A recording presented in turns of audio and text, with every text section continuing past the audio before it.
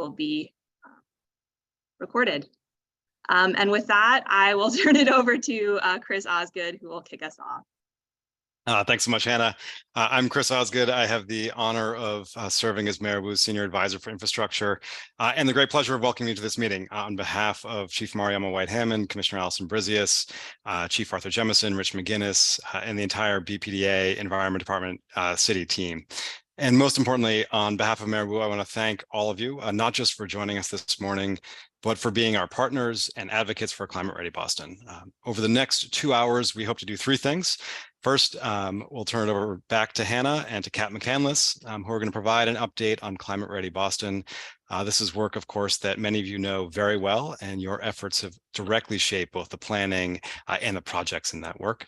And then second, we're going to introduce Jeff Herzog and the Army Corps of Engineers, whom we're excited to have as partners on a particular element of that work, the portfolio of mid and long-term coastal resilient projects in Boston. And third, we hope to leave at least half the time for your questions and comments specific to this Army Corps partnership. And of note, this will be the first of many conversations about obviously this work in general and this partnership in particular. So if we're not able to get to all the questions today, or if you have to drop off earlier, or if other questions arise for you afterwards, we're also going to be hosting a series of office hours over the next 2 weeks, in addition to a series of other community conversations we're going to be having on this work. Obviously, all of this work is being done with the intent of protecting you, our constituents, our city, our neighborhoods, our region from the reality of a rising Boston Harbor. And over the last 7 years, through the Climate Ready Boston work, we've built a community-driven, data-informed plan that has projected sea level rise and storm surge, mapped flood paths and their impacts, and developed concept designs with your input. And more recently, a lot of our focus has been turning towards implementation. Langone Park in the North End, Martins Park in the Fort Point Channel, flood barriers in East Boston, and more. And as a city, we are looking to accelerate that pace of implementation. And one of the partners we can bring to this effort is the Army Corps, who has expertise and experience and resources, as well as a growing focus in the Northeast on the sort of nature-based approaches that align with the Climate Ready Boston vision that we've set. Projects that can get built by the Army Corps are unlocked through congressional authorization. And to unlock that congressional authorization, you start with a coastal storm risk management feasibility study. And that coastal storm risk management feasibility study is really the focus of this partnership. It's a multi-year study that's, again, focusing on those sort of mid and longer term resilience projects.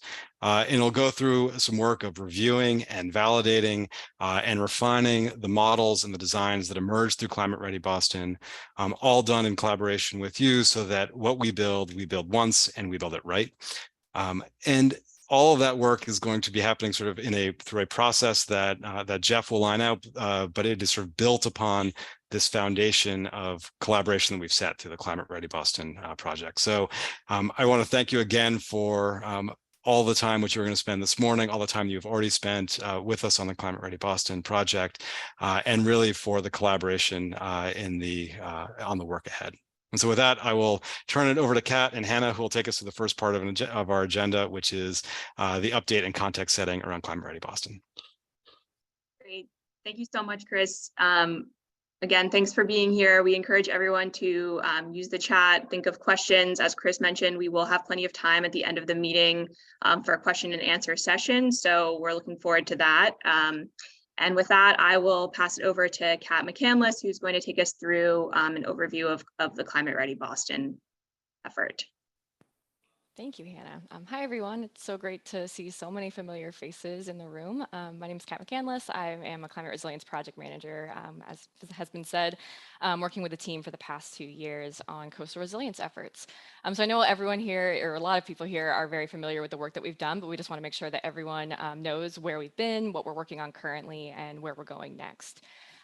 So to start, the City of Boston released Climate Ready Boston, the original report in 2016, which included a comprehensive vulnerability assessment of current and potential risks associated with each of the 3 climate hazards under a low, medium, and high greenhouse gas emissions scenario.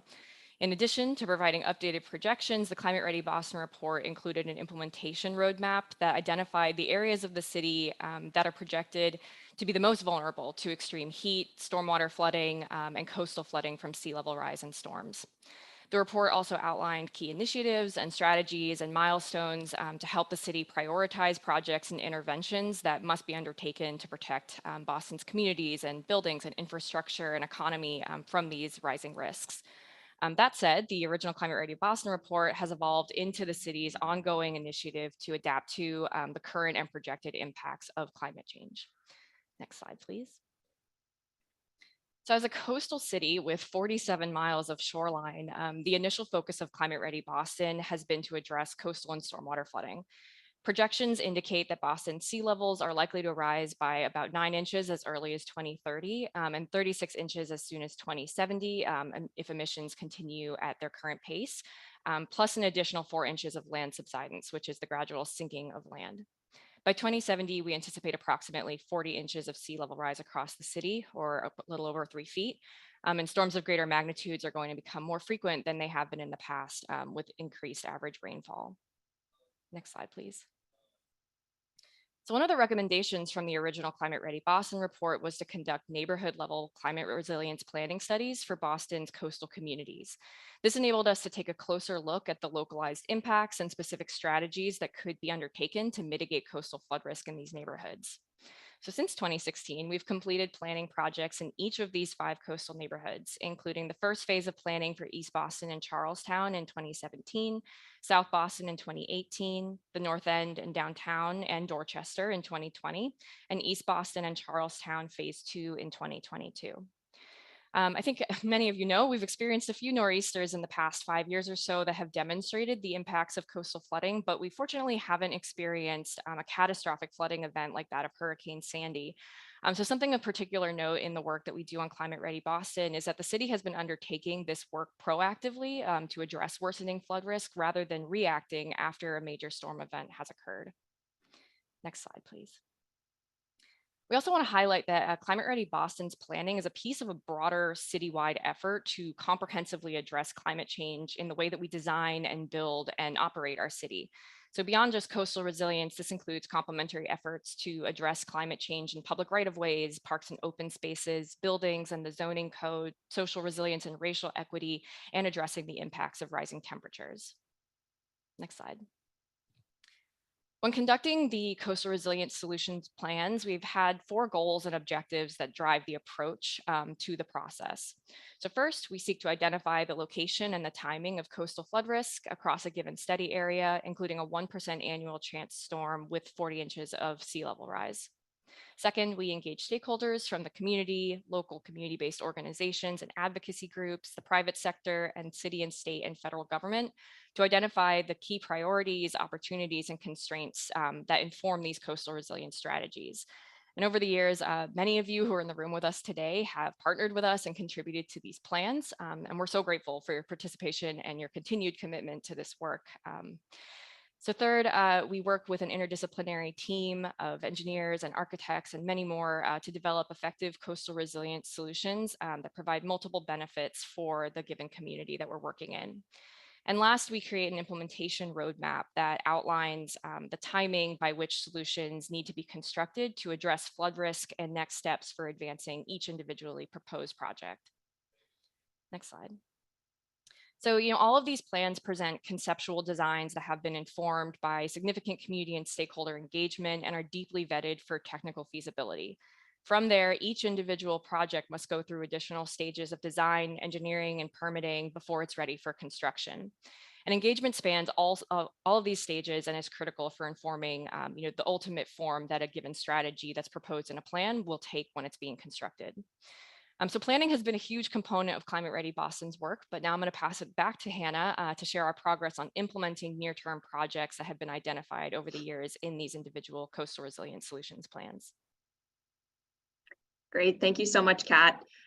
So now that we've heard an overview of the resilience work in the city, we're going to talk through an update on progress in moving these Climate Ready Boston projects forward through the development process that she just mentioned and really into reality. So we've categorized these projects that we'll be discussing here. The first category is completed projects. So everything in this category has been fully planned, designed, and constructed. All of these completed projects are parks that are located on city-owned land.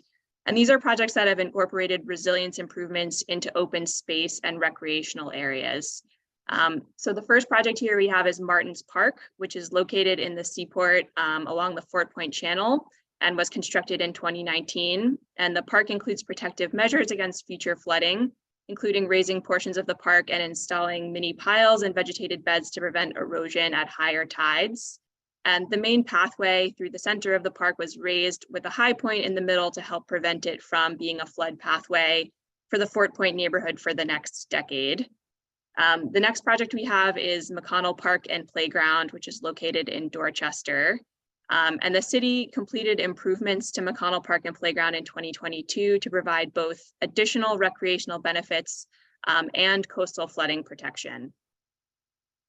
And then we also have Langone Park and Popolo Playground, which is in the north end. And January 2021 marked the completion of a comprehensive reconstruction and upgrade of this park on the waterfront, which is designed with climate resilient features to really protect the shoreline, the neighborhood, and other public assets from projected sea level rise and increased storm events. The next category of projects are those that are currently in progress. So projects in this section are those that are on publicly owned land and have begun work to move from those conceptual designs laid out in the Climate Ready Boston coastal resilience plans to the next phase of design. And this project really includes conducting additional community outreach and completing engineering or geotechnical analyses to determine how best to advance the design. This category also includes projects that may be beyond that process and are currently in permitting and really moving actively toward construction. The first project here is Ryan Playground. This is located on the Mystic River on the edge of Charlestown, abutting Somerville, and the park covers just under 9 acres. The city has incorporated a resilient flood barrier into a redesign of the park to provide protection for the park and the surrounding low-lying areas. And the Parks Department is currently in the permitting process and hopes to begin construction by spring of 2024. Next project is East Boston Resilient Waterfront Project. The Boston Planning and Development Agency completed design for this project in 2022 and has applied for a Federal Emergency Management Agency or FEMA grant for final design, permitting, and construction of the project. And this project advanced the concepts proposed in Climate Ready Boston for Lewis Mall and Carlton Wharf, which are 2 critical flood entry points for the East Boston neighborhood. The next 2 projects really go together. They're Moakley Park and the Moakley Park Connectors project in Dorchester. So starting with Moakley Park, in early 2019, the city completed the Moakley Park Vision Plan, which includes plans to add climate resilience elements to the park to protect the park itself and the surrounding area from flood risks. And the city has submitted an application for a FEMA grant and was identified for further review. So is in that selection process now to construct that project. And then relatedly, the Resilient Moakley Park Connectors project aims to complete all pre-construction planning and design activities in support of climate resilience investments on the northern and southern areas of Moakley Park. And so this project is funded by a FEMA earmark to extend those protections planned for Moakley Park itself to really make sure that the flood pathway in this area is entirely closed. And that project is currently getting underway. Next is Long Wharf. So the Boston Planning and Development Agency is currently in the process of selecting a consultant to advance the design of flood protections at Long Wharf. The aim of this work being to determine a preferred comprehensive plan and suggest the most impactful projects to mitigate future district-wide flood impacts in the area. Next, we have the Fort Point Channel. So this is a flood pathway into Boston that is projected to cause repetitive damage to transportation, infrastructure, homes, and businesses. And in 2019, the city applied to a FEMA grant program to design and construct a coastal resilience project along the channel. And that project is currently in environmental review with FEMA. Moving over to East Boston, the Mary Ellen Welch Greenway is a pedestrian linear open space in East Boston that connects Jeffreys Point waterfront to Constitution Beach. And the city is currently planning a renovation with the goal of reducing near and long-term stormwater and coastal flooding, and also provide other recreational and extreme heat benefits in the area. The Raymond Flynn Marine Park, which is located in South Boston, is an area that's home to maritime industrial activity. And the Boston Planning and Development Agency is currently in the process of selecting a consultant to advance design of flood protections at the park, again, with the goal being to develop options to really contribute to protecting the park from future sea level rise and coastal storm events.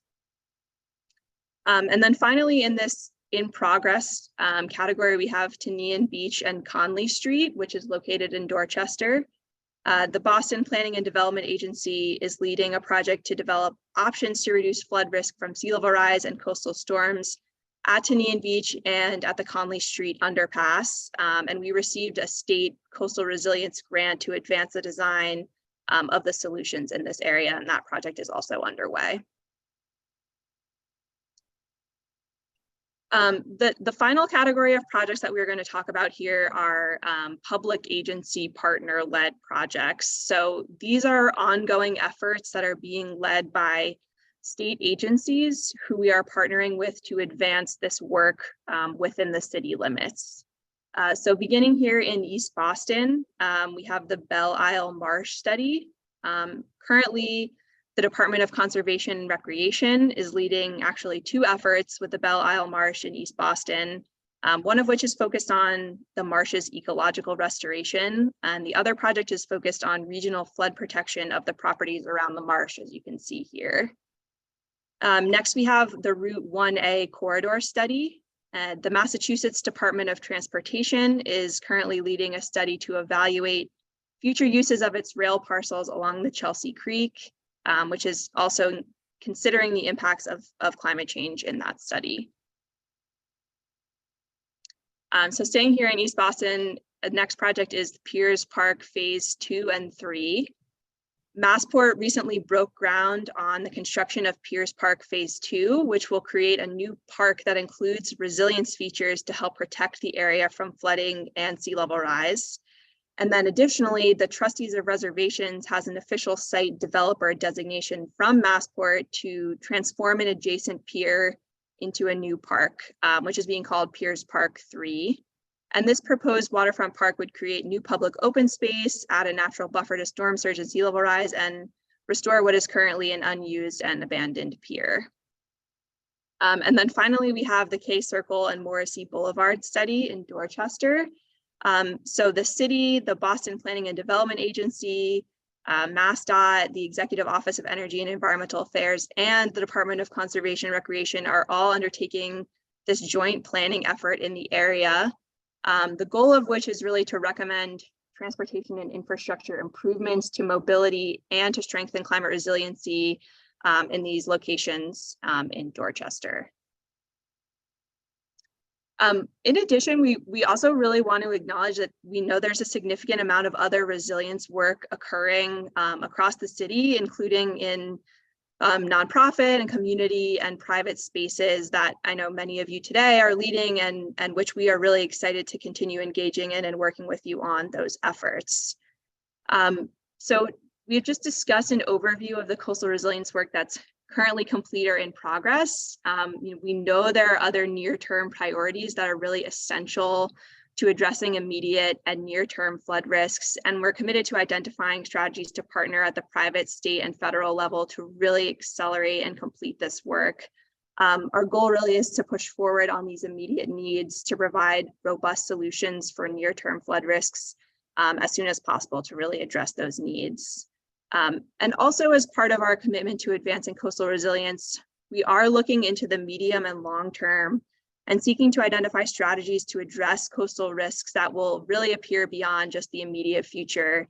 And so we really see this partnership with the U.S. Army Corps of Engineers as a great opportunity to turn toward medium and long-term risks and really leverage the expertise of a great federal partner to plan for those risks in the future.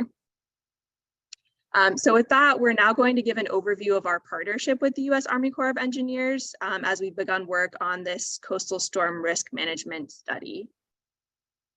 The city's partnership with the Army Corps is really intended to build upon the ongoing work of Climate Ready Boston and other resilience projects and work across the city. We're really excited about the Army Corps' expertise and capacity to progress these medium and long-term projects, and also their ability, as Chris mentioned earlier, to open access to federal funding for these large coastal resilience infrastructure projects. And again, both of these processes require congressional authorization as part of the process that we've embarked upon. And the authorization is really only possible once we've done a specific study called a coastal storm risk management feasibility study. The study uses a specific process to assess coastal management projects and their effects on communities, ecosystems, property, and infrastructure as they seek to reduce coastal storm risks. And so the study will result in a set of potential designs and ultimately a set of recommended coastal resilience projects across the city. The study is evaluating and validating and tweaking the concepts and proposals that have been put forward through Climate Ready Boston and really building upon a lot of the conceptual work that many of you have been engaged in to date. So we're really excited to be introducing this project, and we're really glad that you're here to engage because your voice will really be critical in this multi-year process to shape these designs and projects. So we want to talk through the major steps in this study so that you can really begin to see how best to plug into this effort moving forward. So there's 4 main phases here, all of which will have opportunities for community engagement throughout the process. So first is scoping and creation of alternative solutions. This phase will include an assessment of existing work and the development of different flood protection and management measures. The next is solution evaluation and analysis.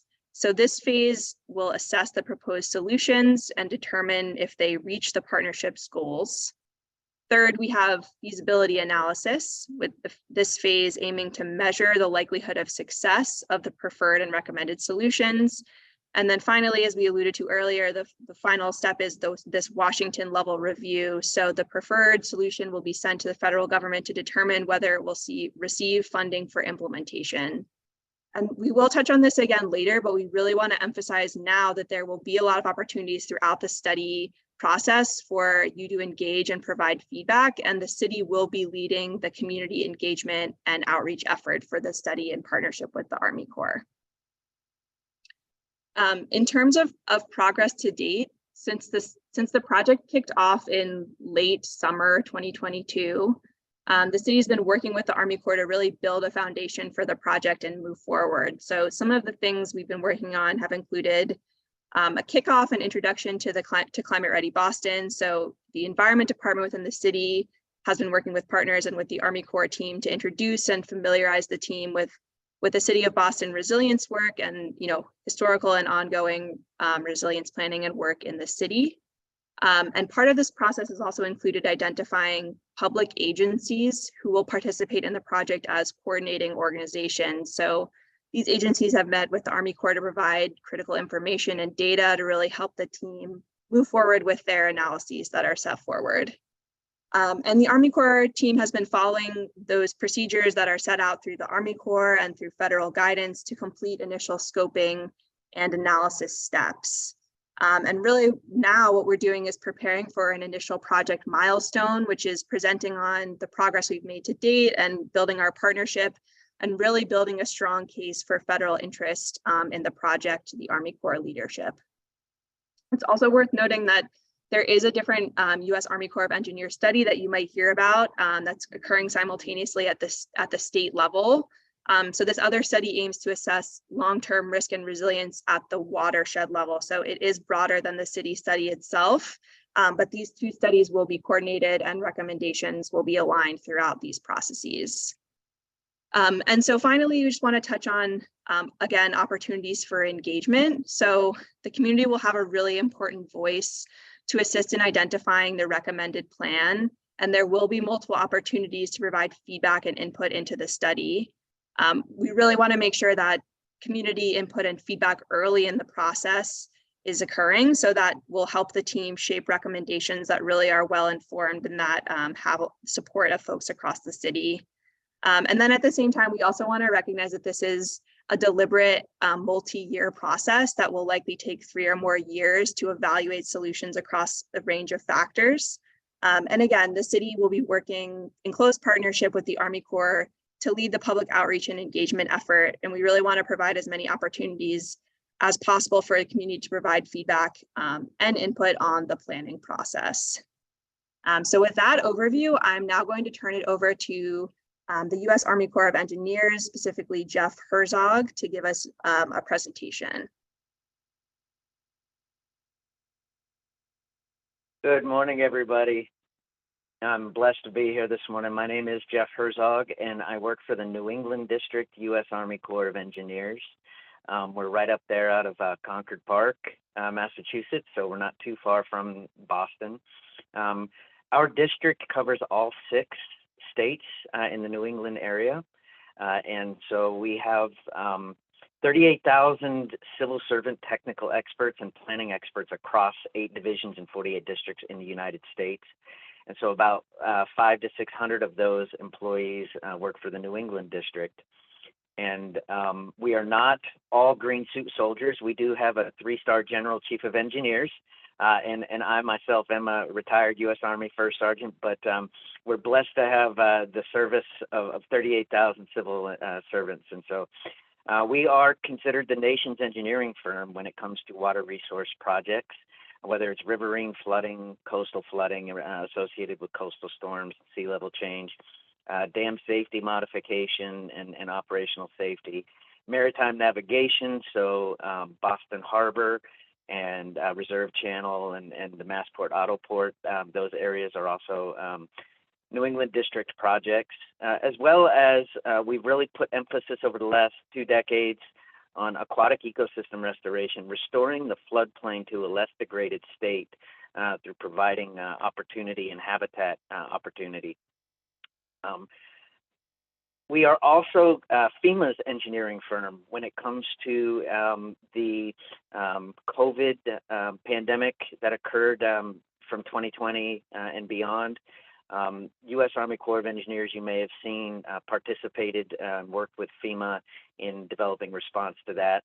But whenever there is any kind of storm, hurricane, or snow melt across the nation, you'll see that FEMA calls on the U.S. Army Corps of Engineers to help in the planning, the preparation response, as well as recovery operations across the entire nation, to include the New England region. So we have a team and members of our district who participate in those efforts. And one thing that I want to make sure is taken away from this meeting is that when you work with the Corps of Engineers, you work with the entire enterprise, and that is from a NEPA perspective, from a Section 106 National Historic Preservation Act, from a design and construction, from a planning, from an economic and cost perspective. You bring the expertise of the entire Corps when you sign on with us. And a couple examples that you can look at just in the region of the New England area. If you've ever driven through New Haven, Connecticut along I-95, you know that there's some low spots there. And so we recently completed a similar study for that region, in which we'll be implementing a coastal storm risk project, and we're calling it Connecticut Long Wharf. The new Charles River Dam is in your backyard. For many of you, it's in your front yard. That project itself, the dam itself, is not actually scoped into this study that we're going through now. And that's because there's already a parallel study going on between the state of Massachusetts and the New England district in order to evaluate adaptation requirements in the future, whether they're structural adaptations or whether they're operational adaptations that are going to be necessary when you look and take into consideration climate change and sea level change. So that study is already ongoing, and the results of that study will be incorporated into our analysis, but it's separate from the storm risk management study that we're beginning with the city of Boston. The Belle Isle Marsh and Wood Isle Marsh are 2 urban salt marshes in East Boston.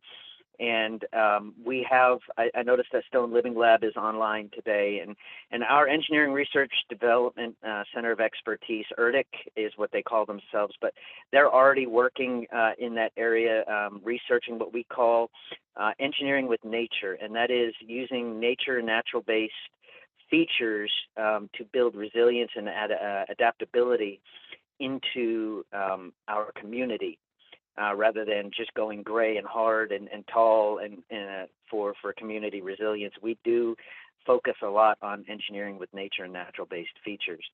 As well as there is a recently completed coastal storm risk management study in Rhode Island, working with the state there. And can we get the next slide? So you see my picture in case you don't see my video. I am Jeff Herzog. I'm the project manager and the lead planner. I've been with the Corps of Engineers since 2015, since I retired from active duty service. I've done a lot of work beyond just New England, but I've done a lot of work in Alaska, Hawaii, and the Pacific Islands.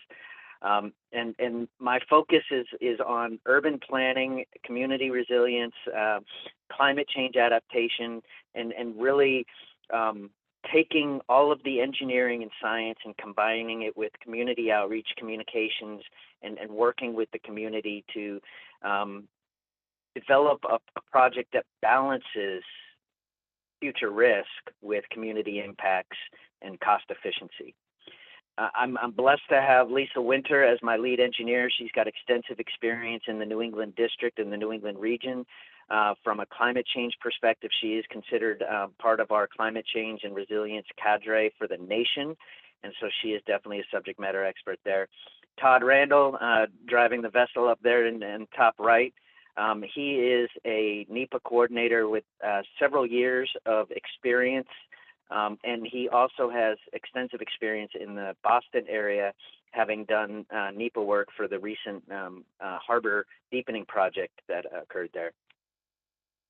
Courtney Jackson is new to the New England district, but she's been working with the Corps of Engineers as a economist for several years. And so as we go through this process, which may be a little bit different than what you're used to, is we look at future economic, intangible and tangible impacts of coastal storm risk and climate change and sea level change on the local population. So as we move forward, it's not just about money, it's not just about local business, but it's also about those intangible socioeconomic impacts. And so we'll be, you'll see a lot of our faces over the next few years, and we look forward to working with you.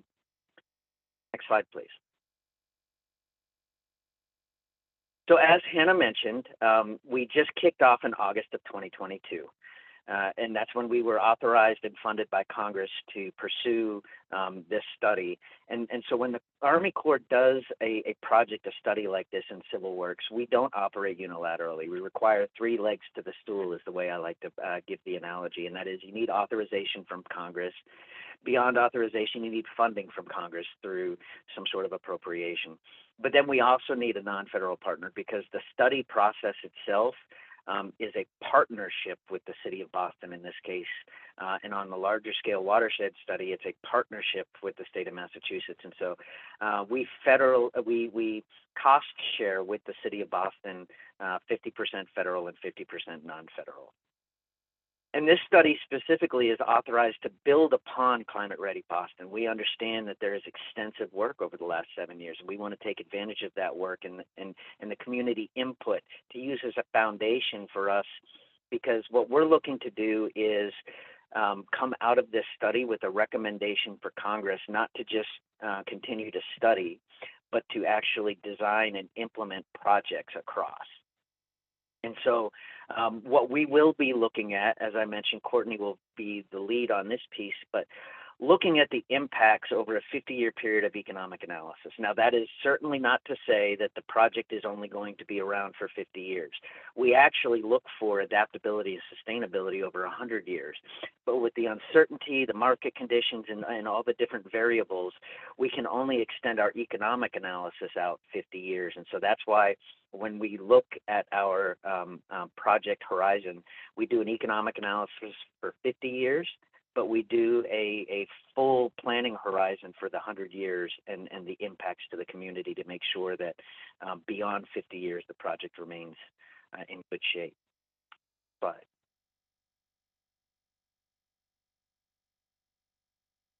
so you've seen this slide before. What I want to do now is actually drill down a little bit further and kind of break it down by years so that you can understand why we're not going to be making a final recommendation in 2023 or 2024. We're going to go through a process to really paint a picture and tell a story so that Congress, there's not much choice. It becomes obvious that investment in the city of Boston is necessary, not only for the national economy, but also for the community resilience in the city itself. So let's go to the next slide and let's step through the next few years. So in 2023, this is the first step. There are specific requirements according to the National Environmental Protection Act, as well as the state of Massachusetts. But this study goes beyond that in our community outreach and engagement because it's critical to make sure that during the study process and the planning process that we bring the community in and understand impacts and optimize those outcomes. So that way when we get to the implementation and the construction phase, that it's not new to the community and that they understand what it's going to look like and how it's going to function. So community engagement is vital to answering, even from the very beginning, starting today. What does the future look like if the federal government doesn't invest?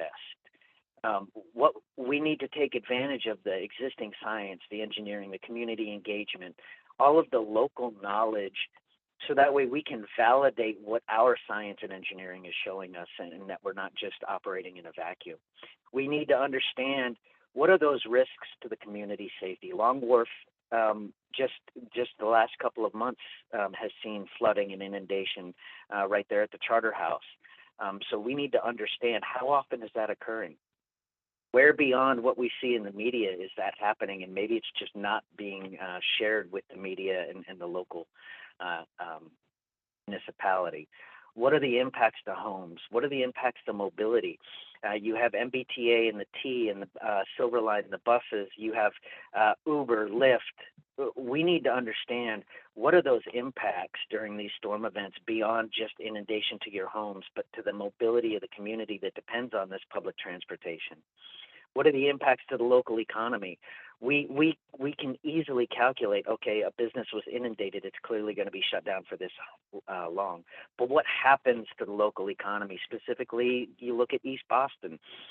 If the Shaws in East Boston becomes inundated or damaged due to a storm event, East Boston becomes a food desert. What is the impact? How do people maintain food security and sustainability? So we know what we see already, and we know what we think will happen, but we need to understand how does the community see and how would the community respond and how does it impact the community? And so that's why that community engagement is so important. We need to understand not only just from an economical and a people portion of the ecosystem, but there's also the natural resources and the cultural and historic resources. We need to understand what are those areas that are sensitive and prone in the current condition, but also in the future without project condition. With sea level change, what's that going to do to the ecological, to the urban salt marshes, for example? That's what our focus is for 2023. In 2024, when we have that picture, when we understand that picture, then it's the big question is what do we do about it? How do we address this? Climate Ready Boston has already taken a 7-year head start in looking at some of these. And so now it's a matter of looking at the medium and the long-term risk over the next 50 and 100 years and find out how can the federal government invest in some of these projects in order to reduce the risk, not only to the ecosystem of the built environment, but also to the natural environment as well. Where should the government invest to support those local and state regional efforts? How can the federal government invest? Is it through planning? Is it through adaptation? Is it through actual structural construction of features? That's all to be determined, and that's going to require your input, because that bottom bullet there is probably the big takeaway is how do we optimize benefits for the community over the next 50 to 100 years, while also balancing that with the cost of construction today, or the cost of construction in 50 years if we don't construct today, or the community impacts. By constructing something today to guard against sea level change in 50 years, how is the community itself going to be impacted by that? That's 2024. Let's jump forward to 2025. So in 2025, this is where the community outreach and the NEPA process really kind of parallel and move forward, because in 2025, we'll look to present a plan for public review and peer review and academic review and technical and agency review. The Corps of Engineers does not just do a project and a study and then publish it and say we're good to go. We go through an extensive review process for public, state, and agency. Through our peers across the enterprise will take an opportunity to review it. We'll put this out for an independent external review, for an academic review, as well as going through a legal and policy review. So it's not that we're just going to simply develop a report within the New England district, put it out on the street and say, Congress, give us money, let's build. It goes through that extensive process. And part of that is that NEPA process. But beyond the NEPA process, we'll want to engage with the community to provide feedback.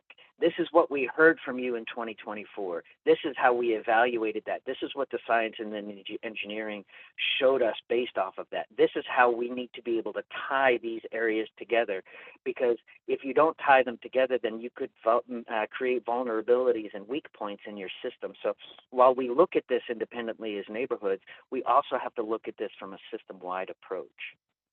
And then, of course, there's a lot of resource agency coordination for conservation recommendations and mitigation, and considering those historic and natural resources. And so that's where Todd, Courtney, Lisa, and myself will be really doing a lot of engagement with the community, with the civic community organizations, but also with the resource agencies in that 2025.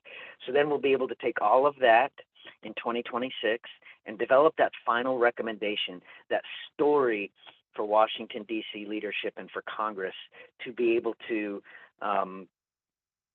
implement a project that not everybody, you can't make everybody happy. If you put 20 people in a room, you're going to get 20 different answers based off of where they live, what their mission is, what their vision is.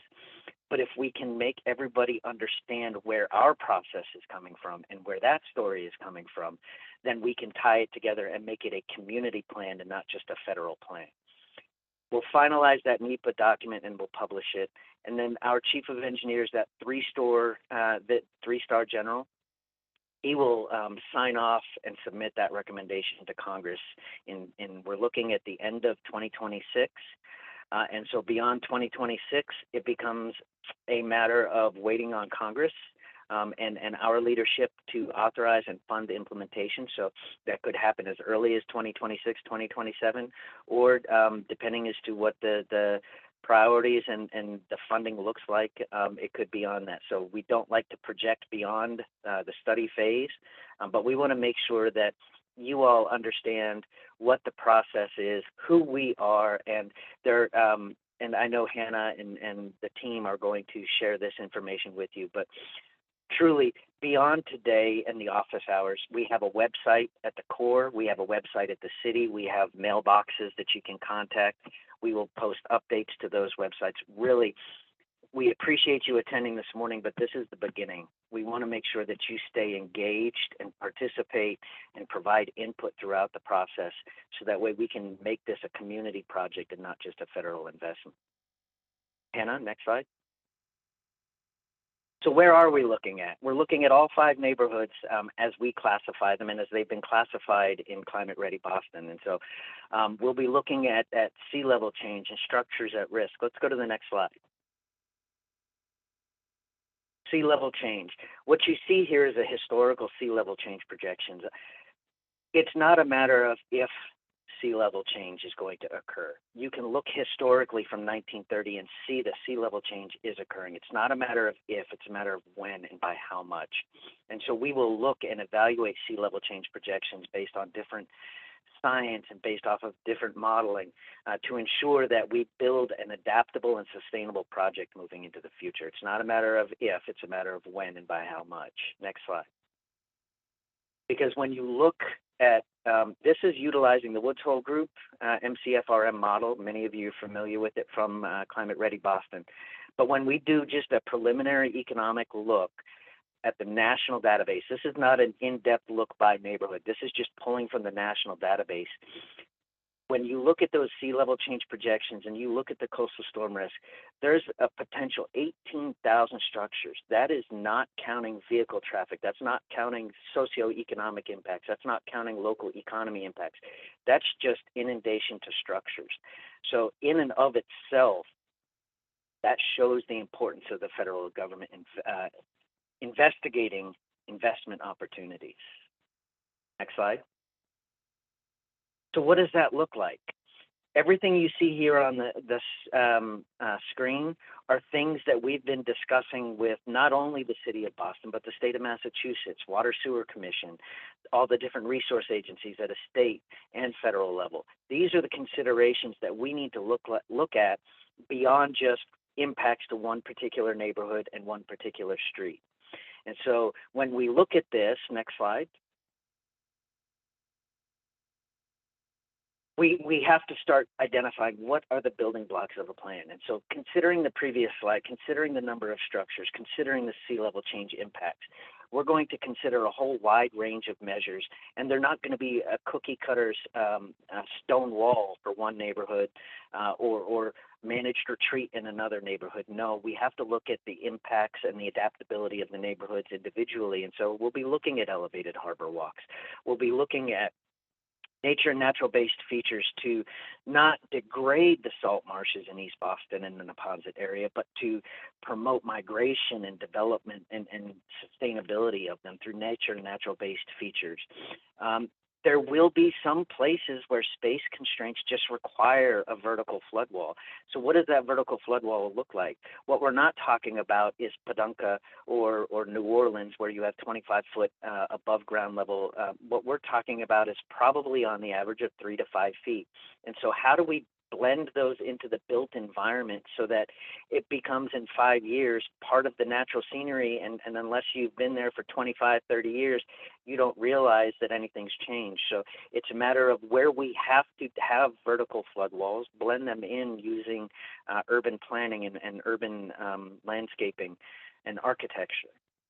Building adaptations. You look at the World Trade Center in Boston, or if you look at Spalding Rehabilitation Hospital in Charlestown, both of those areas have already started undergoing some of these building adaptations, where you take your mechanical and your electrical infrastructure and elevate it to the second floor. And that way, as we move forward and we no longer have these massive storms that are creating inundation, but just regular sea level king tides and sea level change are impacting some of these areas. So we want to look at building adaptations in order to make sure that they are resilient over time.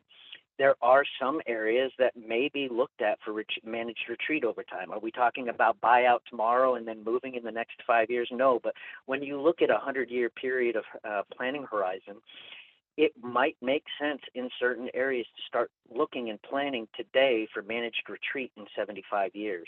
So as buildings become no longer occupied, it's not a matter of dilapidation, but it's a matter of managed retreat and resilience so that you're not creating more hazards in the future. And of course, land use planning. With Climate Ready Boston and the City of Boston and Mayor Wu's initiatives and her State of the City address, I will tell you that City of Boston is at the spear, that tip of the spear, leading the way when it comes to land use planning.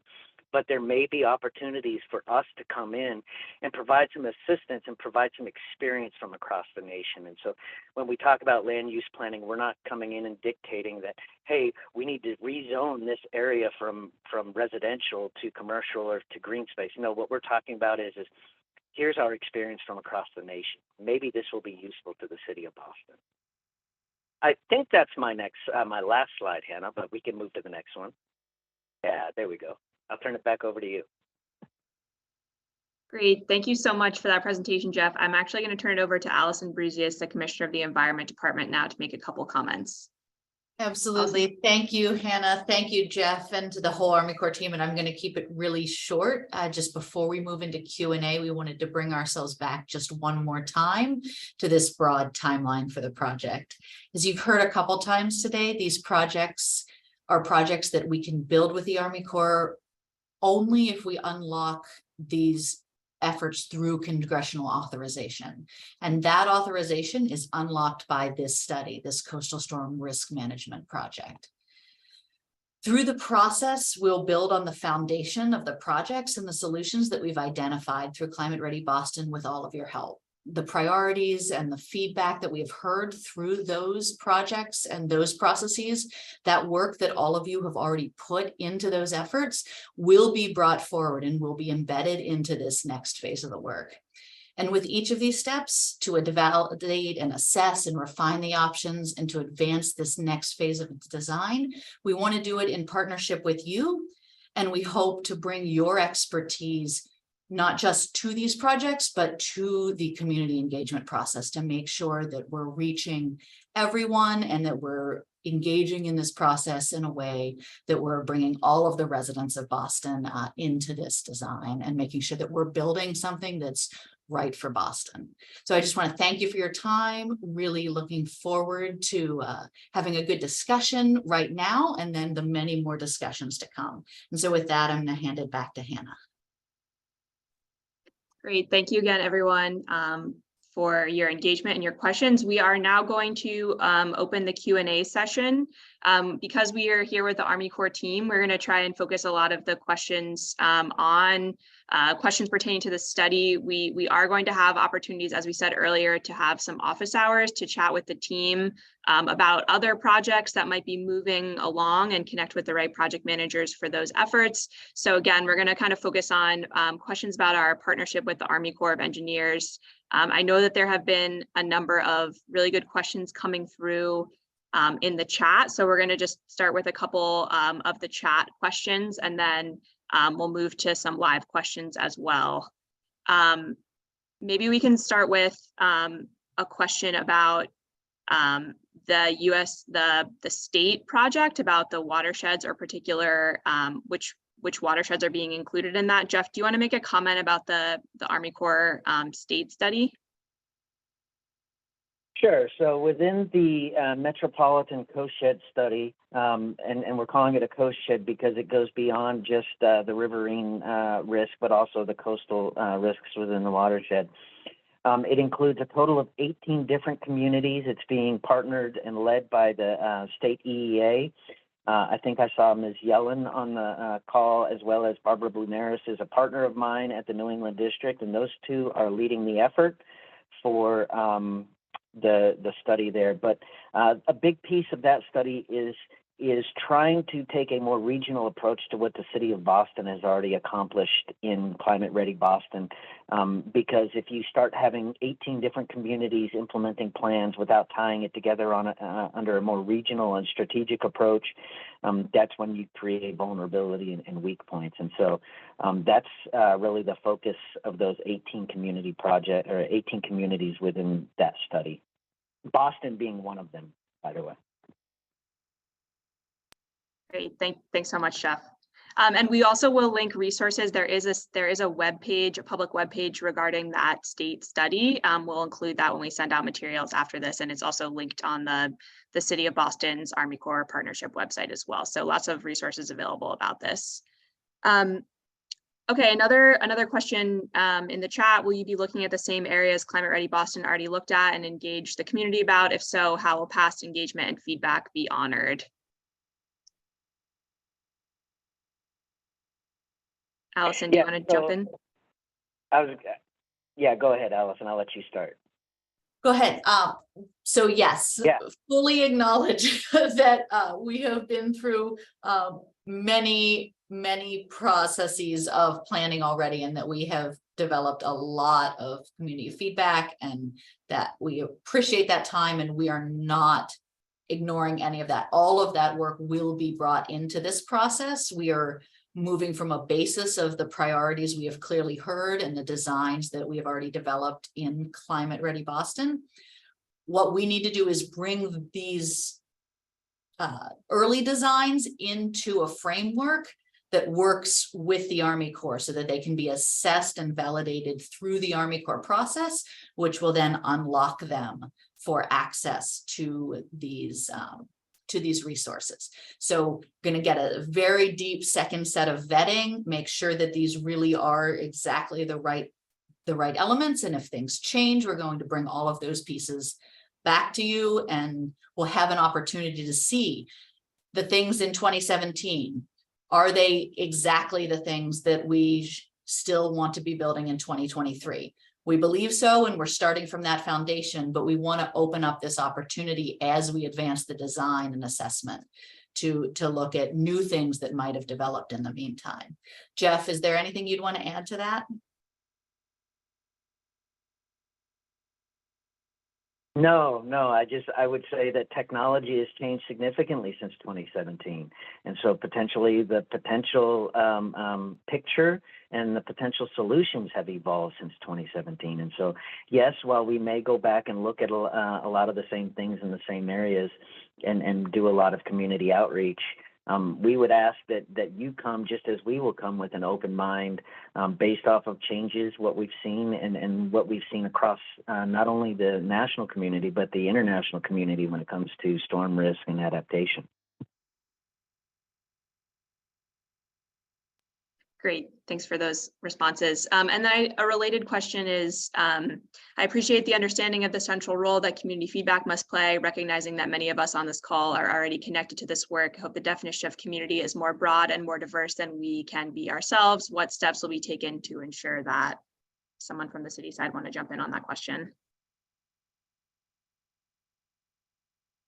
Sure, I can take that again. I think that we're always looking to improve our engagement efforts with each project we do. So we're going to take all of the processes that we've been already employing through Climate Ready Boston, but look to hear from you on which parts of those have worked most successfully, where you'd like to see more of different types of feedback and engagement moments, and where you'd like to see less of others that maybe you like less or work not as well for your groups, for residents that you know, or for yourselves. So are more targeted focus groups on specific areas and specific strategies, what you think works best for you or your team? Are there instead more broad open surveys or asynchronous moments of review that you'd prefer? We're going to be doing the whole suite, from large open public community meetings to office hours to going to community events and tabling and office hours, the gambit. We just would love to hear from you as we go, what of that you think works best and you'd like to see more of, and what is less effective for all of you.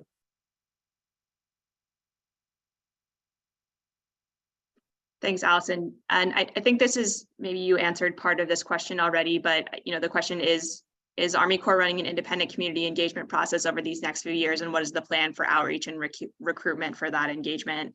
I think we've touched on this. The city will be leading the effort in partnership with the Army Corps of Engineers. So it will be primarily from the city side, obviously with the support and full engagement of the Army Corps, using many of the approaches and strategies that Allison just touched on. Does anyone else want to make a comment about that question? Jeff, anything to add? No, I'm looking at some of the other questions and comments in the chat. Okay, great. We'll keep moving.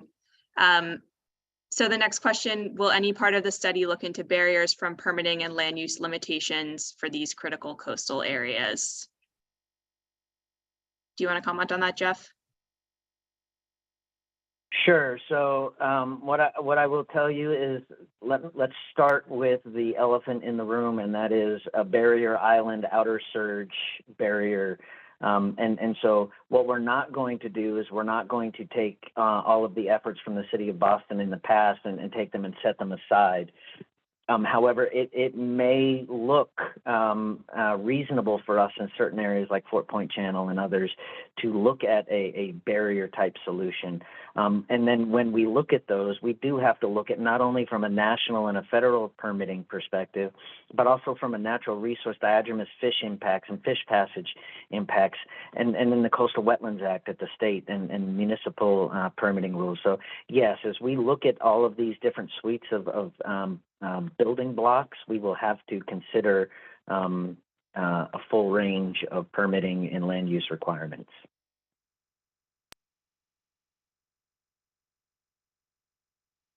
Allison, did you want to jump in? I saw you came off mute. I was trying to see whose question that was. Was the question much more about barriers to permitting as opposed to physical barriers? That was more of a clarification for the questioner. Yes, so I think we're well aware and we'll be actively in a parallel process pursuing strategies to make sure that we're able to implement the resilience solutions identified in Climate Ready Boston and in the study and others. So I think a lot of what we learned through this process and that we've already learned through earlier phases of the process will be taken into that active engagement around permitting and making sure that our permitting regime works for the solutions that we need in the future. Rich, anything you want to add there? Rich McGinnis, Deputy Director for Climate Change and Environmental Planning at the BPDA. The community prefers nature-based solutions along the shoreline, which means altering, changing habitat resource areas for the better.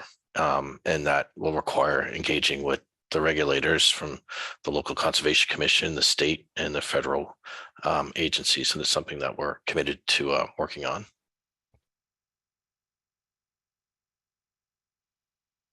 Thanks, Rich and Allison. Appreciate those responses. I think there's a couple of good questions about, I think, sort of touch on the scope of the study, and I think relate to kind of the federal authorization of the study. So one is, these are also likely to be among the coolest areas to be during increasingly hot summers. We should look at dual flood heat resilience with lots of shade and water elements for people. And I think a related question maybe we can talk about here too is there a plan to include rain-based flooding risks so the approach is comprehensive? And maybe I could ask Jeff to just comment on the sort of the scope of the study, and then Allison, if you want to touch on anything beyond that, but pass to Jeff first.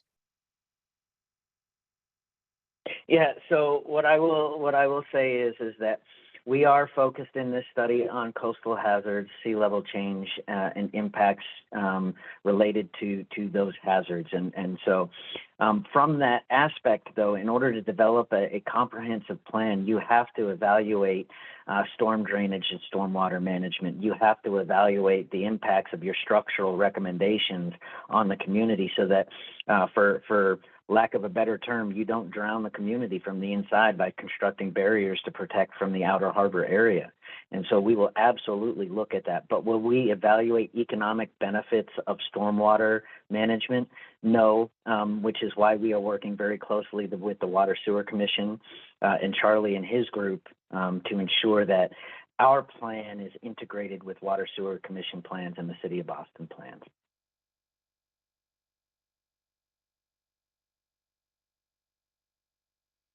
Allison or Rich, do you want to make a follow-on comment?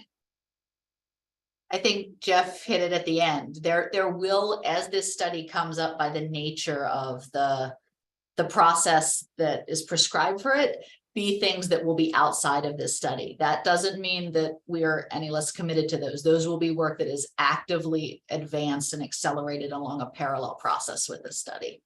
So that work is moving forward in good coordination with the Water Sewer Commission, and we'll keep a tight synchronization across the projects throughout. And the example that Jeff provided in New Haven, Long Wharf specifically, has multiple benefits, including significant stormwater retention and green space, softer shoreline.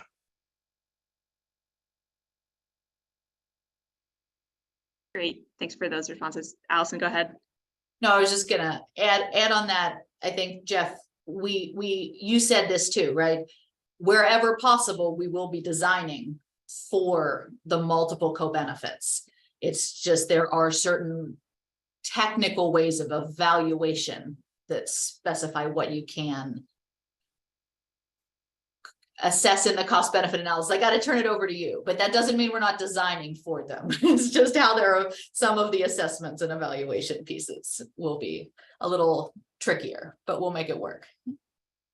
Right, and for there's some folks on this call who are more familiar with core studies than others, and so if you're looking through the chat and you see Mr. Nasser from Woods Hole Group put in a nice long comment about locally preferred plans, and so we look at economic benefits not just from a tangible return on investment. For every dollar invested, you save this much on coastal storm risk. There's a lot of other benefits from environmental quality, from regional economic opportunities, as well as stormwater impacts that we may not run through a model for the purpose of counting benefits, but as part of our planning process, we have to incorporate a multitude of impacts beyond just the water coming in from the harbor in order to develop that comprehensive and complete plan. And so at this point, it would be a little pre-decisional to say that we're developing a plan and that there's going to be a locally preferred plan or a plan that's not how our planning process works. As we paint the picture in 2024 and 2025, we will be communicating with all of you so that what did we miss? Because our science and engineering and modeling is only going to tell us so much. Local knowledge is going to really fill in a lot of those gaps of exactly what you're talking about there.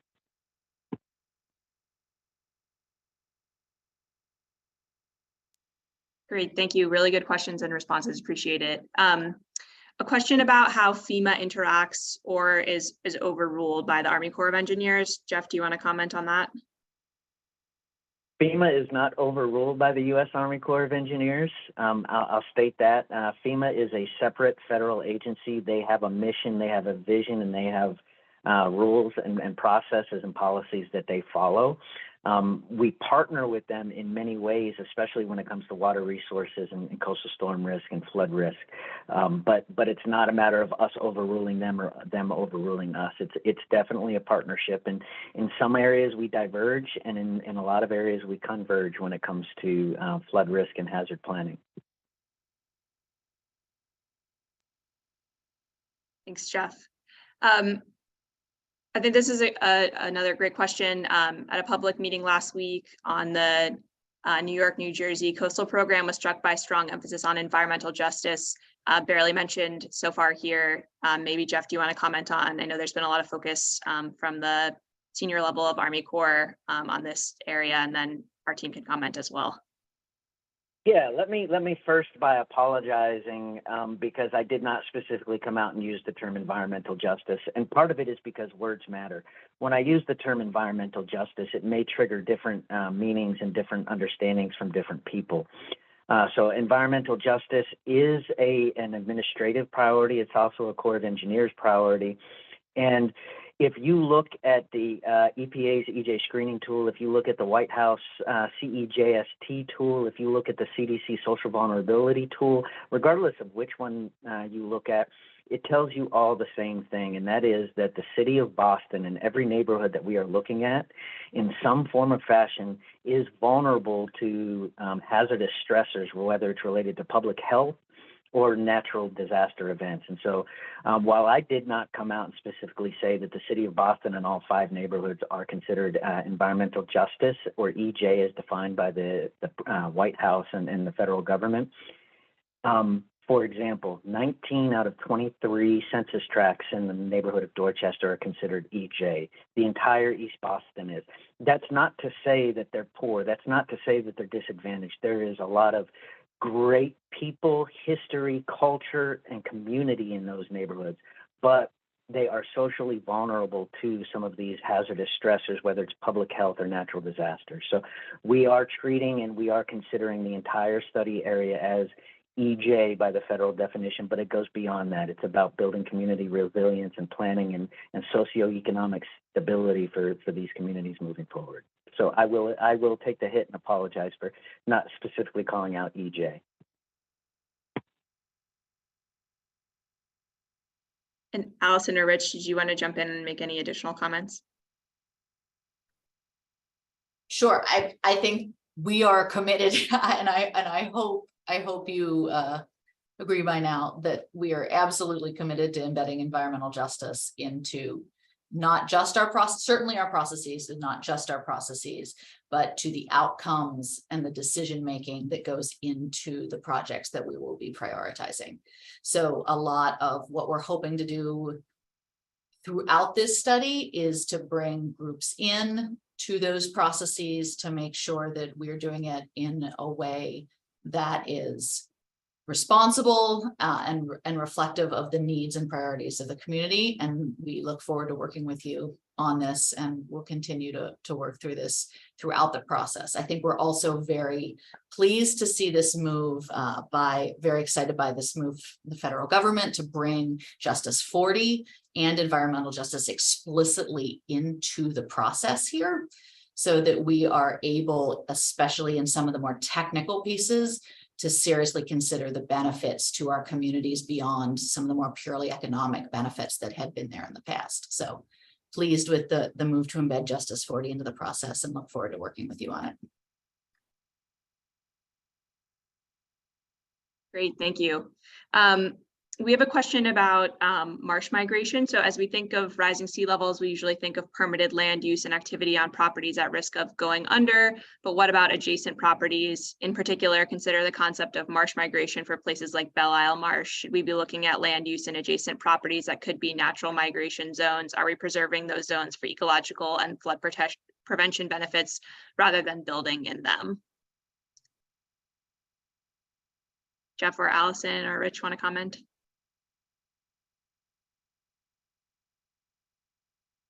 I'll start. I think absolutely a valid comment and a valid thing to be investigated. And it kind of goes back to that managed retreat area and discussion earlier. We're not talking about buying out and migrating today, but in 25, 30 years, as you see the water table continue to rise due to sea level change and the conditions in your area continue to change, maybe it makes sense to, where there's currently built environment, to allow that to become more natural, nature-based, whether it's an urban salt marsh or it's an open green space, something along those lines, to take some of those permeable surfaces that create drainage issues today and make them more permeable and natural in the future. And so that's absolutely some of the things that we're considering. And it's not to say that we're looking to buy out parcels and condemn property today, but it's about looking at that 100 years and see what makes sense and what benefits the community resilience.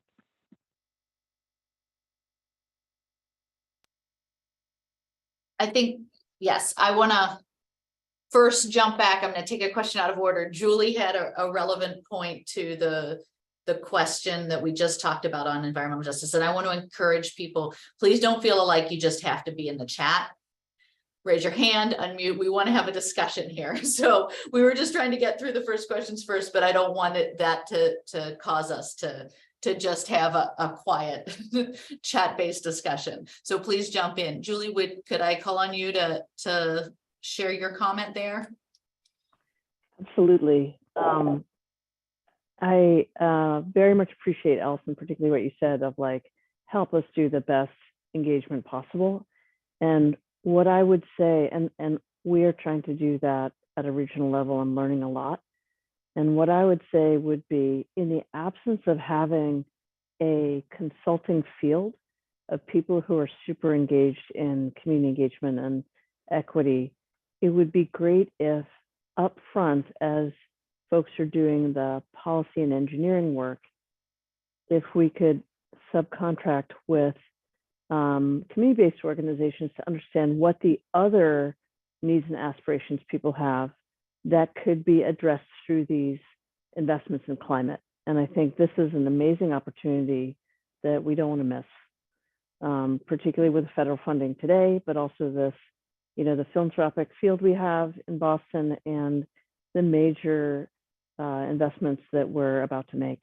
So rather than waiting for the plan for people to respond to, let's get into those plans, the non-flood aspirations people have, including housing, transit, chemical exposure. You know, there's a bunch of things that people need that aren't necessarily about flooding, but we could address. So thanks for that.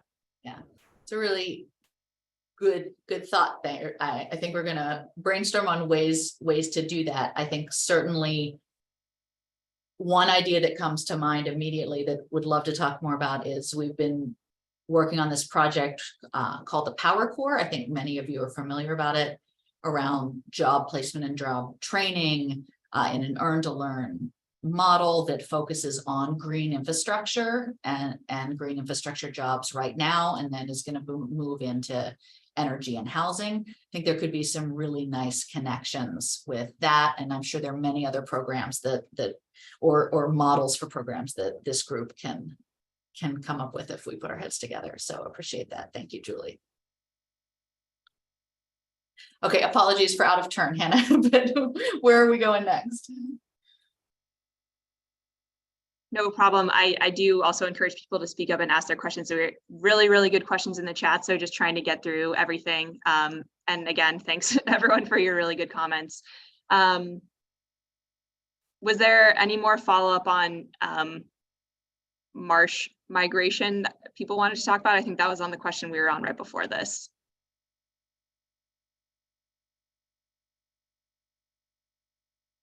Yeah, I mean, I hate to be dominating the conversation, so other people should feel free to jump in here. I mean, obviously it's already something that we're looking at very carefully through a number of processes, and we're going to bring it into the, I think Jeff, you already said, we're going to be bringing in the assessment of opportunities for marsh migration into this process as well. And we'll be looking at, throughout this process, we're going to be looking at where are the projects the fit for the Army Corps? How can we maximize the green and nature-based solutions as a part of those projects as well? And then if there are areas or opportunities that we can act in parallel processes, we're also going to be looking for those opportunities as well, so that we're just maximizing all of the efforts and resource in this space. Great, thank you. A comment again about the New Charles River Dam study and how our study might interact with or overlap with it. Jeff, did you want to comment on that? Yeah, so I'll start by saying that study is going on parallel, and it will be completed right about the time we're kind of painting our future without project condition over the next year or so. And so we'll be able to take those recommendations. What we need to understand is that study and that partnership with the state is done under a different authority and done with different partnerships. And so we will have to look at that study outcomes and build it into our plan, but we don't dictate to them what they're looking at, because they're using the same information that we are. And so we'll build their plan into our plan moving forward, and that's kind of that relationship. And then Hannah, I saw that Lois and John both have their hands up for questions, it looks like.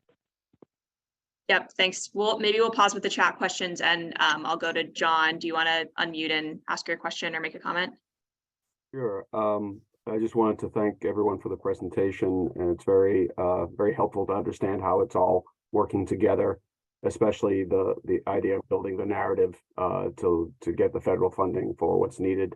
And in the meantime, I think the experience for a lot of the community groups on the ground has been being in meetings like this, where we're talking about climate ready, or we're talking about any of the sort of planning initiatives for the future.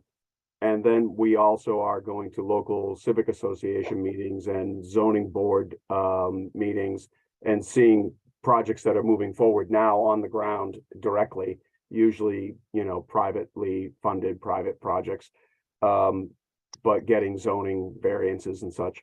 And a lot of those projects do not really fit into a lot of the language that's used and that we have been using this entire presentation.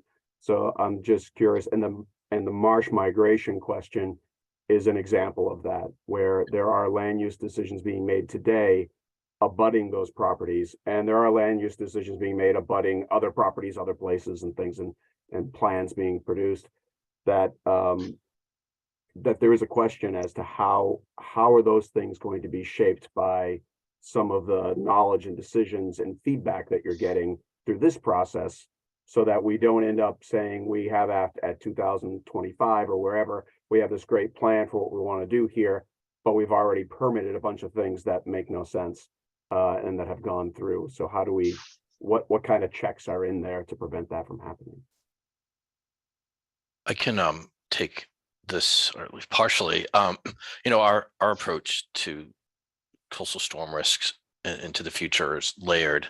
And one thing that we're focused on is for new projects that they are to be elevated and resilient for future flooding risks. So that's currently zoning that was put in place last year.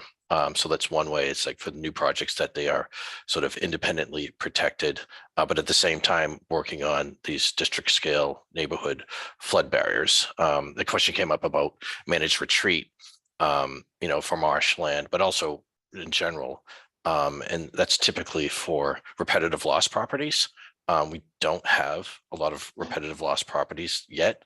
And the goal is through these efforts, both near term, done through the state, the federal government, and the city, and then later into the Army Corps project, is to prevent that.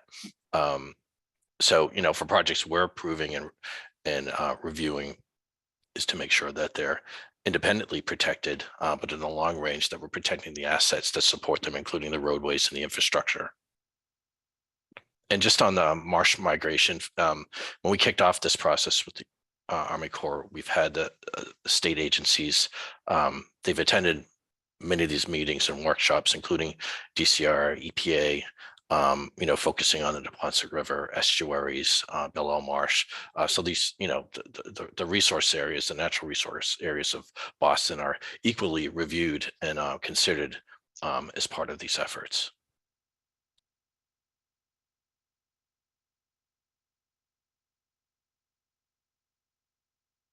Great question. Thanks for asking. Lois, would you like to unmute and make a question or comment? Hi, can you hear me? Yeah, Yes, okay, we good. can. I live in the Charlestown Navy Yard and am president of the local community organization, the Friends of the Charlestown Navy Yard. We have wonderful working relationships with the Navy and the National Park Service, but that brings the point that 1/3 of the land in the Charlestown Navy Yard is federal property, and nearby we have the Coast Guard. I'm excited that the Army Corps of Engineers is involved, and hoping that they can have influence to make sure that there's continuity between federal property and city property. Hannah, I'll comment on that. And that is both U.S. Coast Guard Station Boston as well as National Park Service there at the Charlestown Navy Yard have been involved in all of our discussions and in all of our scoping. And so we are absolutely, because again, if we don't consider them because they're another federal agency and we think they should take care of themselves, if we do that, we're creating inconsistencies and vulnerabilities across the entire city. And so we are absolutely including them. And the technical term that we use is that they are cooperating agencies as part of this study. And so they are being included. Great, thank you.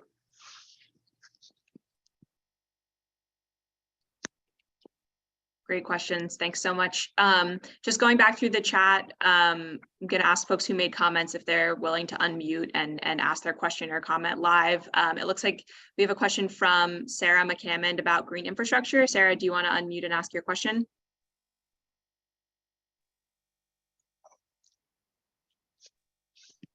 Okay, Hannah, you threw me a little curveball there. I wasn't expecting that.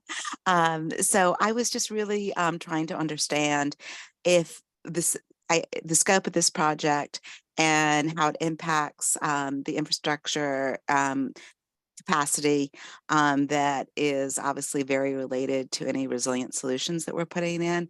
And I believe that Jeff kind of said we can't protect and then let the inland, go if you get in trouble. So I was just trying to understand that if it is limited or not really included in this, then would federal dollars from this study be applied to infrastructure at all, or would that need to be a different type of funding mechanism to create that piece of it?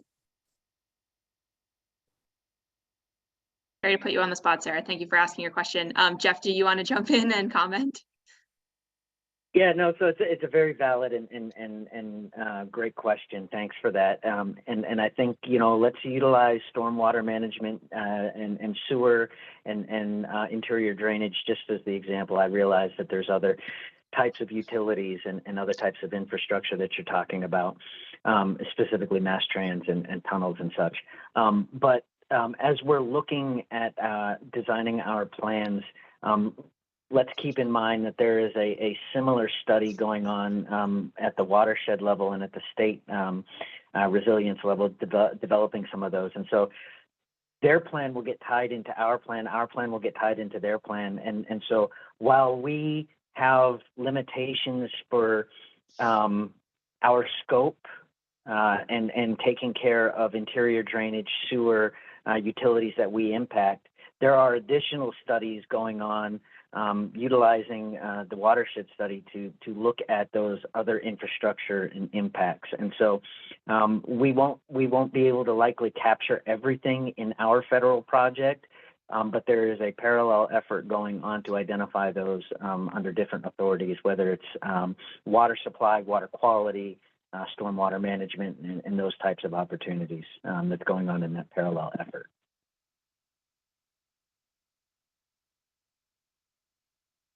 Does anyone else want to comment on that question before we move on to the next one?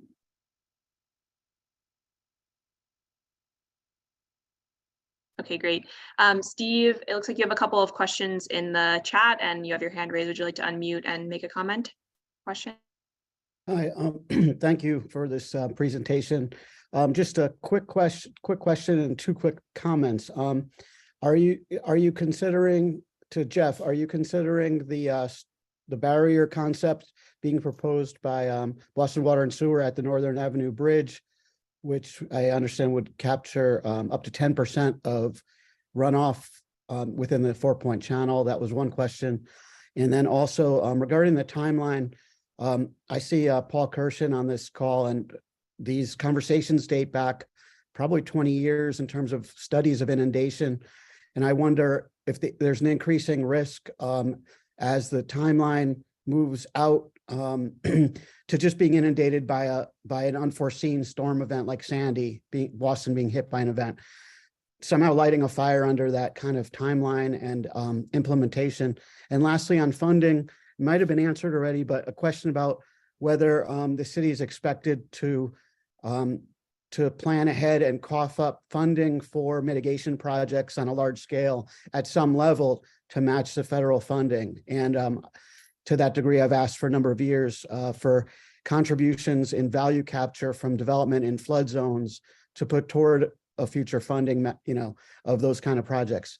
I know that's a lot of questions, but if you could tackle any of those, I'd appreciate it. Thank you.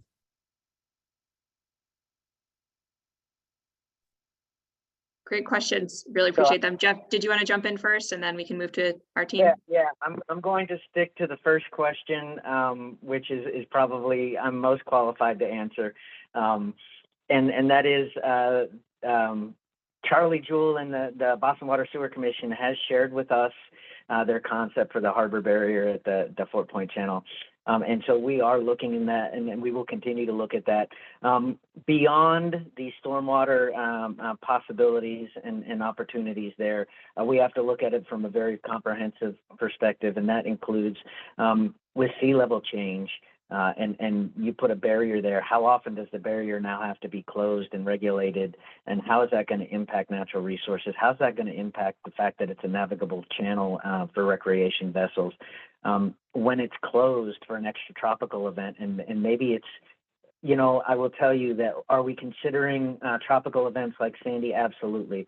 But the bigger concern for us and what we have seen is extratropical events that don't just sit on top of the city of Boston for 12 or 24 hours, but 3 to 4 days and just inundate the city with precipitation and high surge events. And so if we construct something like that, do we still need to put up flood walls and flood barriers around 4-point channel? Will we need a pump station in addition to that? And if you have one pump station, what is your resiliency? Do you need multiple pump stations? So there's a lot of considerations that we need to look at beyond just a barrier solution, but we are absolutely looking at that and looking at the opportunity and the costs associated with such a solution. And so with that, I'll pass it over to Allison to discuss some of the other questions. Sure. And Steve, I think your questions were about cost share broadly. Were those the follow-up? So for this study, the study is cost shared 50-50 with the Army Corps, and the city is already committed to that in our capital budget. So this study is funded and moving forward in partnership. In the longer term, when we unlock federal sort of congressional appropriation and federal authorization, one of the great opportunities there is that it unlocks a large fraction of federal cost share to support these projects. So there will be city and other non-federal partners that will be contributing to each of those projects. But what is so powerful is that the majority of that funding then for those projects can come through the federal partnership, and that will allow us to do more. So we're happy for that partnership and that opportunity.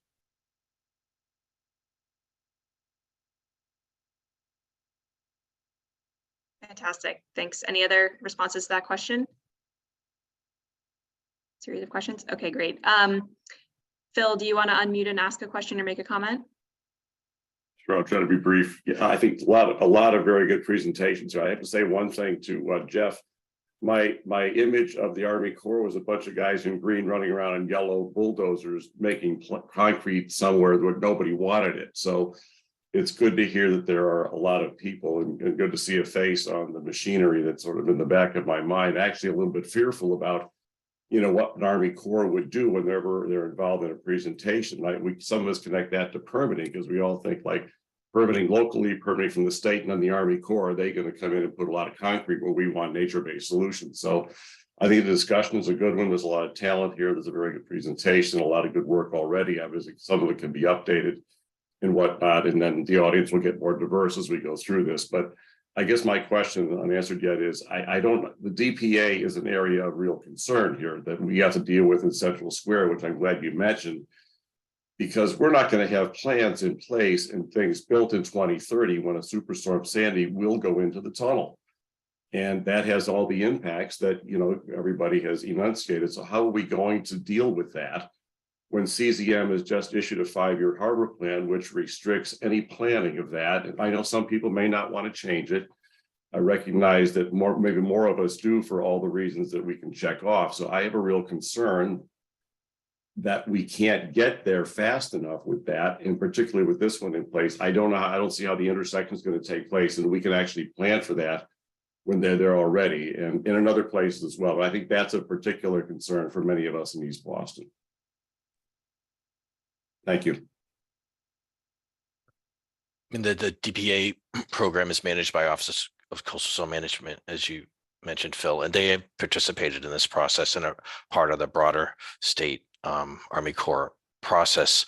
DPA regs don't preclude flood defense mechanisms, just a different form of it. In our engagement, since October, Massport's been involved, including Conley, Moran Terminal, the Auto Port, the airport, which just calls for different types of infrastructure.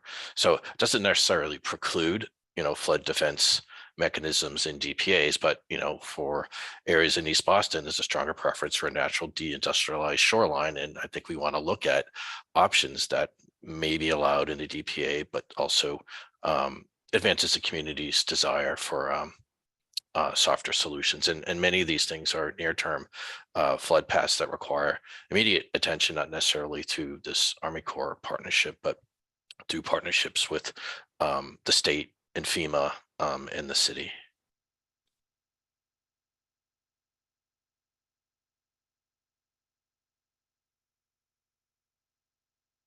Any more comments on that question?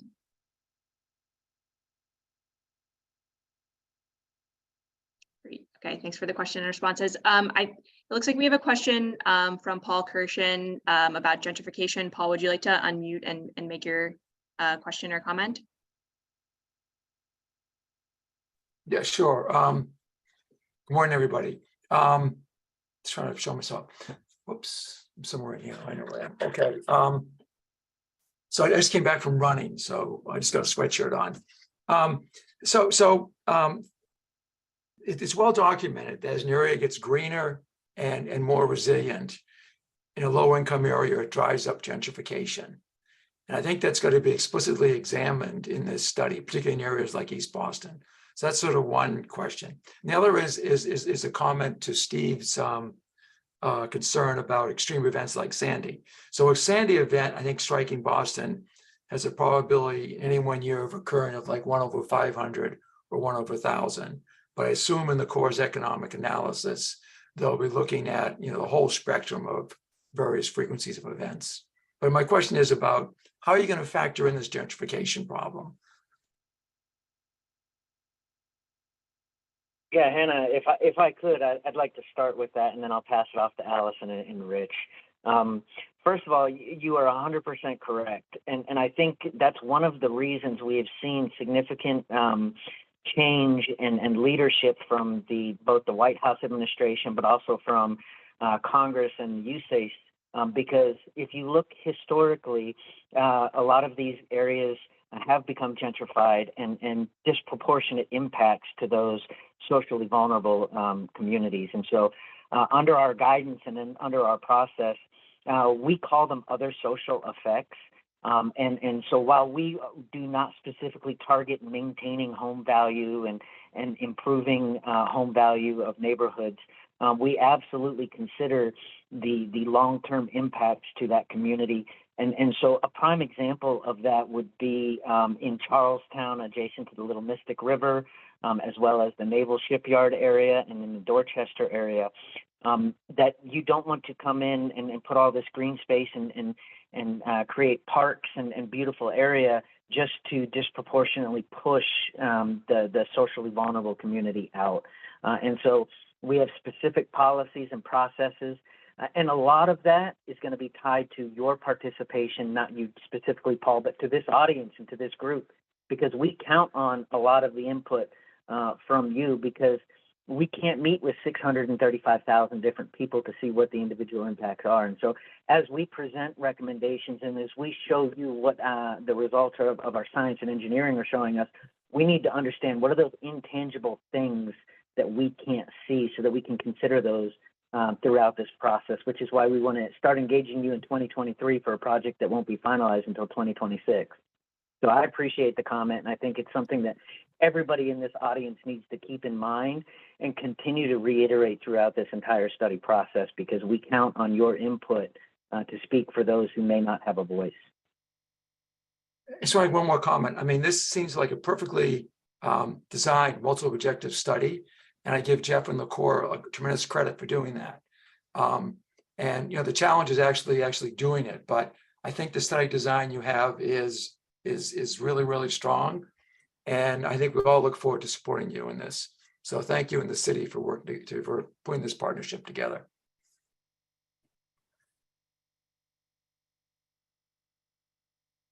Thanks for those questions and comments. Does anyone else want to make a comment on that topic? I think we'll just add, I think you all well know that we have a number of really robust engagements and designs happening around new missions around the city to truly embed affordability, equity, and resilience into all of our planning and make sure that we are embracing and moving those priorities forward in all of the work that we're doing. And we're very aware of how tied they can be and how tied they must be, so that we're designing homes that people can afford to live in resilient communities. So we'll continue much discussion on that throughout this process and many other processes across the city.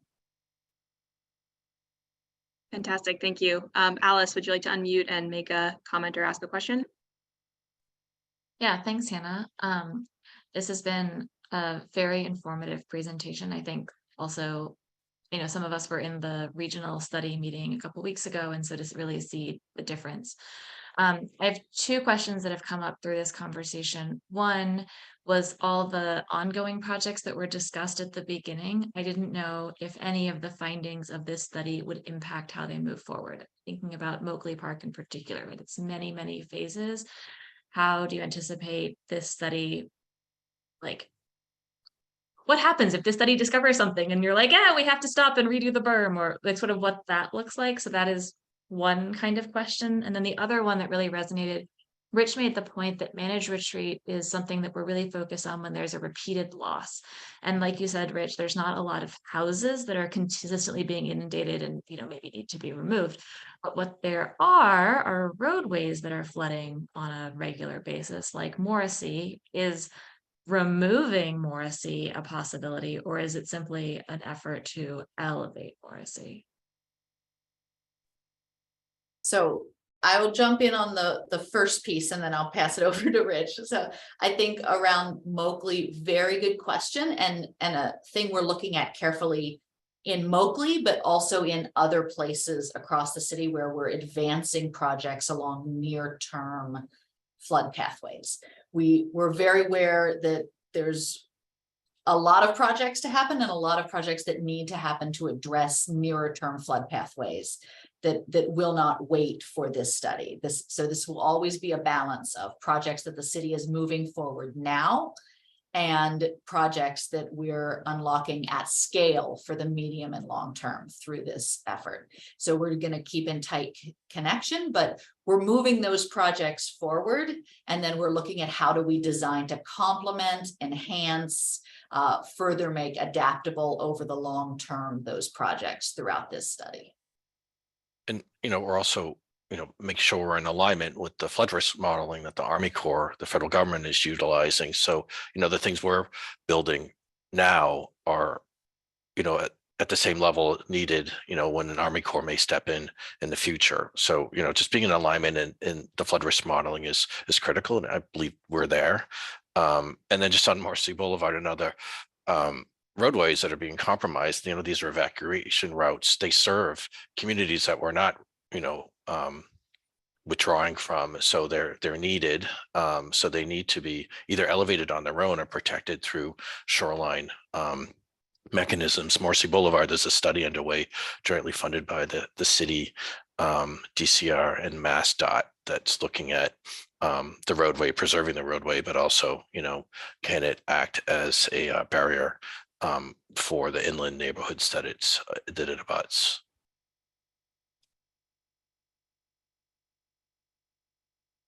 I'll add, Hannah, to the first part of the question about integrating City of Boston and BPDA efforts into this study and tying it all together. I think it's a very important thing for us to do. So that's why the very first step in the process is identifying the existing conditions. And then over the next year in 2023, not only from the City of Boston and from the state or BPDA side, but also from the private landowners and all the different companies, Gillette and other private landowners that are taking steps and advancing measures to provide community resilience within their different areas. We have to build all of that into our future without project condition and share that across the way, so that way we develop a comprehensive plan and not a plan that creates vulnerability and weak points on particular areas of the project area. So Moakley Park is a great example that you brought up. Ryan's Playground and Strath City Center is another one. Langone Park and Polo, that's another. I mean, there's just so many. So if we were to just tell the city, wait, let's stop, go ahead and let us do our study, and then we can focus it, then it's exacerbating the risk. But at the same time, if we just operate in a vacuum and don't try and tie all of this together, we're creating risk as well. So it's definitely a balancing act of identifying ongoing city efforts for now and into the next 10, 15 years versus our project, which is looking at those medium and long-term risks. And many of these projects are in partnership with FEMA because they're funding Moakley, the 4-point a project in East Boston they're waiting to hear back on. So these projects need to be designed to meet FEMA standards. So we're working off of federal guidance and engineering requirements just through the grant program.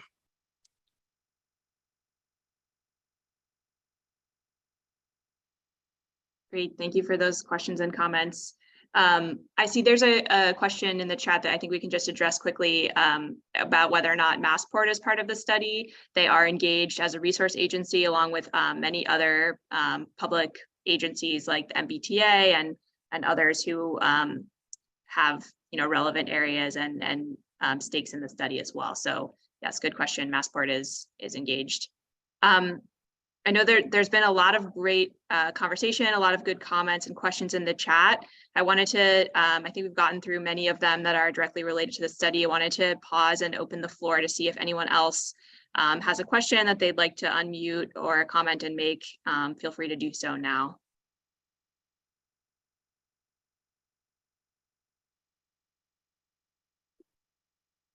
And my last question, I guess now that you've opened about Massport, they have their own resilience plans and needs, and they're an economic engine for the region. And if there's an event, Department of Homeland Security, I think, comes in, takes over, uses it to distribute whatever resources are needed elsewhere. So it would be good to know what plans are there that we can, as the community, can intersect with.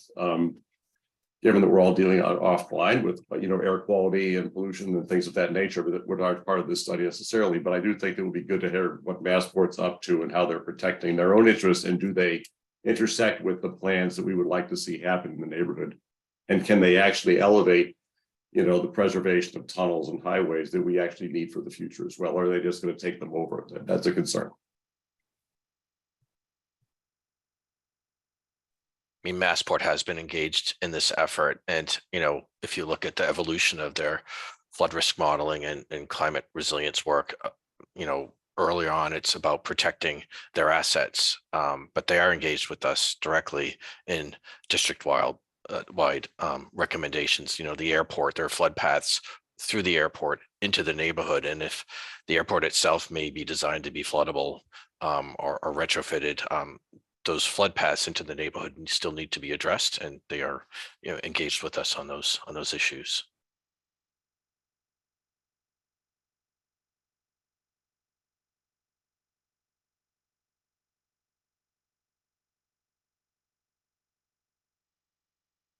Any final questions or comments?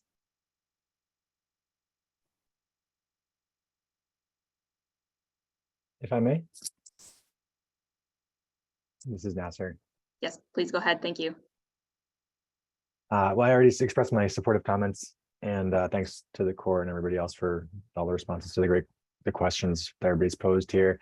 It's not so much well, I guess, anticipating the potential next steps after this study, that there's a lot of new infrastructure that's going to be built. I just wonder, is there a part of this process, maybe internal to the city, where there's a discussion about who operates and maintains this infrastructure, whether that's an existing agency or just a whole smattering of different agencies, both kind of state and local, because I know the Corps may provide funding for construction, but doesn't provide funding for operations and maintenance generally.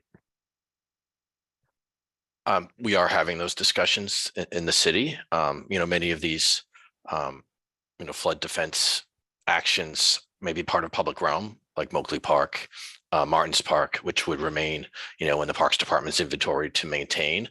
30% of our shoreline is privately owned, so we'll need to engage with private property owners and seek easements or have them assist with us in actions, including along Gillette and the eastern side of the 4-Point Channel.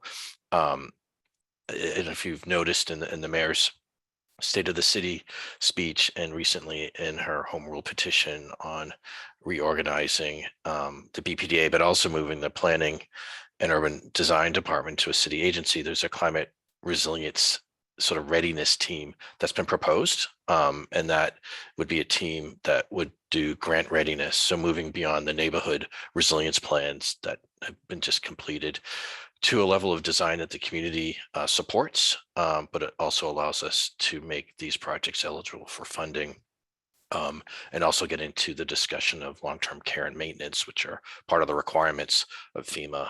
So that may be something that this reimagined BPDA city department would take on those.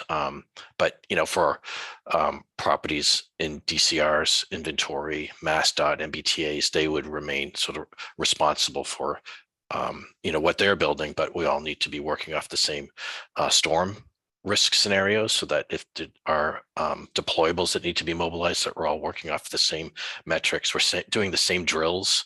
We know where the deployables are located. So, that coordination needs to continue to mature. But I think there's some good steps moving.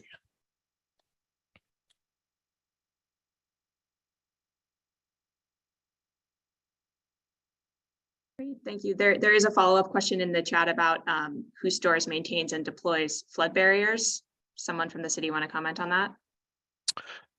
That great question, Tom, because deployables, are interim measures, but will be also part of long-term projects. I mean, these are fixed, heavily designed structures, but may be required to allow access to the water's edge, to nearby roadways. We're working on a deployable policy. So if there are various departments that are responsible for a deployable, that we're working off of the same storm risk scenarios, if there's a northeast storm coming, when are they deployed, where are they stored, that there are drills put in place, working with the Office of Emergency Management. Collectively, we all meet monthly to talk about these things. But we, as part of the grant requirements, we'll have to have a plan in place, but the city is looking as a whole on this issue.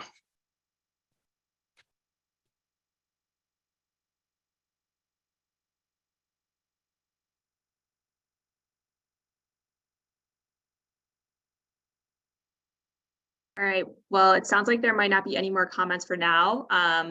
So we wanted to wrap up, acknowledging that there's just 5 minutes left. We want to say a really big thank you to everyone for participating, for all of your comments and your questions. We want to say thanks to the Army Corps team as well for the presentation and being engaged with all of you.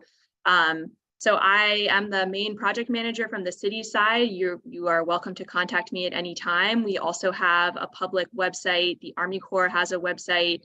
And we also have a feedback and engagement form on that site as well. So all of these resources we will share with you in a follow-up after this meeting. And as we said, this is really the first of many engagements and efforts, and we look forward to continuing to stay in close coordination and partnership with you all moving forward. So thank you again. I just want to pause and see, Allison, do you want to say any concluding remarks, or Rich? Just that we'll host some office hours over the next 2 weeks. I think the first one being on February 9th from 6 to 7 p.m., February 10th from noon to 1, and February 17th from noon to 1. I will post these dates and also the links to the Zoom sessions on the project webpage. And I think, Hannah, we're going to follow up with an email with the folks that are on this call as well, with these links and additional information. And the project team, the city team, but also I think Jeff and his team will be available during these office hours. Thank you. Just thank you, Rich. Another big thank you to everyone, and looking forward to this and our many other processes together. So have a great afternoon. Thanks so much, everyone. Take care.